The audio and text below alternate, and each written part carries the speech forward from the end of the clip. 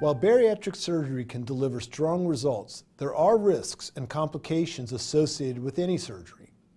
Complication rates are generally low in bariatric surgery.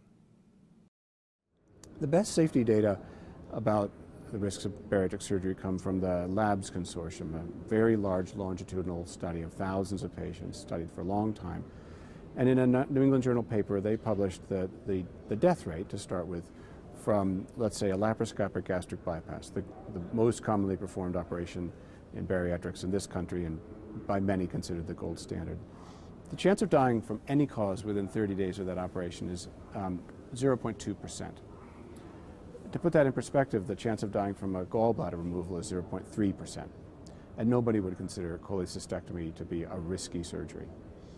In fact, 0.2% is considered a low mortality rate for just about any surgery, far less morbid and mortal than many things we often do, like cardiac bypasses or even hip replacements.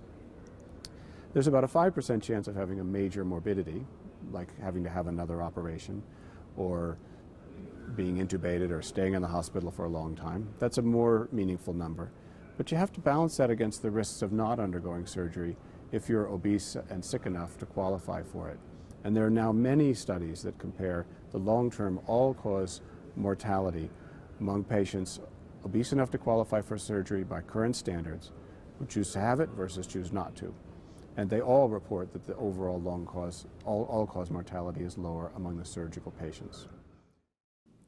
Patients need to understand the potential risks of undergoing any surgical procedure. Similar to any other surgery, patients can experience pain, infection, and bleeding. Common bariatric surgery risks include anastomotic breakdowns, where the unions between the pouch and the small bowel, or the small bowel attaching to itself, break down. The equipment used today has greatly improved these surgical unions. Anytime you rearrange the GI tract, there is some risk that these anastomoses will not heal adequately, so the risk of anastomotic breakdown is small but real.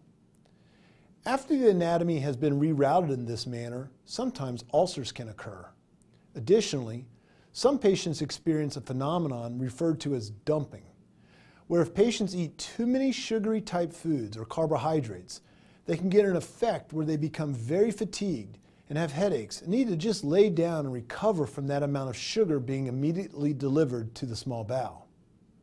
With vertical sleeve gastrectomy, patients can experience symptoms of heartburn and what we call dysphagia, or difficulty swallowing in the first few days or weeks after surgery. They may also experience a leak from the staple lines.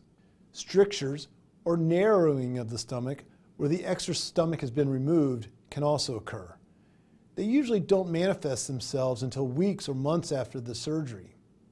Anytime a patient has undergone significant and rapid weight loss, they can develop gallstones, and they may require a second procedure to remove the gallbladder.